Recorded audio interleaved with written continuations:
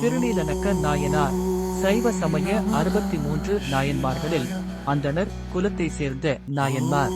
காவிரி நாடாகிய சோழ நாட்டில் சாத்தமங்கை என்னும் ஊரில் அந்தணர் குலத்திலே பிறந்தார். திருநீலனக்கர் திருவாதிரை நட்சத்திரம் கூடிய ஒரு நாளிலே சிவபூசை முடித்துக் கொண்டு சாத்தமங்கையில் அயவந்தி என்னும் கோயிலிலே எழுந்தருளியுள்ள பெருமானை அர்ச்சிக்க விரும்பினார். பூசைக்கு வேண்டும் பொருட்களை தம் மனைவியார் எடுத்துக்கொண்டு உடன்வரக் கோயிலை அடைந்து அயவந்தி ஈசரை முறைப்படி பூசித்து இறைவர் திருமுன் இருந்து திருவெந்தெழுத்தினை ஓதினார்.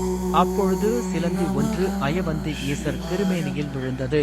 அது கண்ட நீலனக்கரின் மனைவியார் விரைந்து சென்று அதனை போக்க வாயினால் ஊதி தள்ளினார்.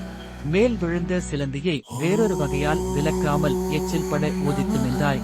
இத்தகைய அறுவருக்கன் செய்கை செய்த யான் இனி துறந்தேன், நீங்கிவிடு என்றார். மனைவியரும் அது கேட்டு அஞ்சி ஒரு பக்கம் ஒதுங்கினார். அவரது மனைவி மனவேதனை மேலிட செய்வதறியாது இறைவன் கோயிலிலேயே தங்கிவிட்டார். அன்றிரவு எம்பெருமான் நாயனார் கனவிலே எழுந்தருளி, தோண்டனே, இதோ என் உடம்பை பார்.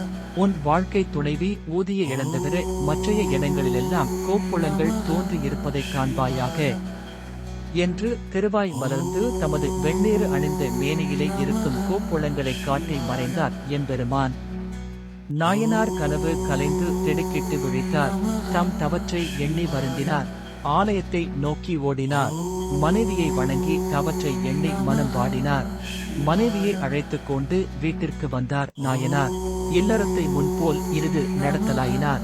இவர்கள் பெருமண நல்லூரில் நிகழும் ஞான சம்பந்தரின் திருமணத்தினை கண்டுகளிக்கச் சென்றார். அங்கு தோன்றிய சிவஜோதியில் மனைவியாருடன் கலந்து சிவபெருமானுடைய திருவடி நிழலை அடைந்தார். இவருக்கு சாத்தமங்கையில் சன்னதி உள்ளது. இதுபோல ஆன்மீக தகவலுக்கு இந்த சேனலை சப்ஸ்கிரைப் செய்திடுங்கள். நன்றி.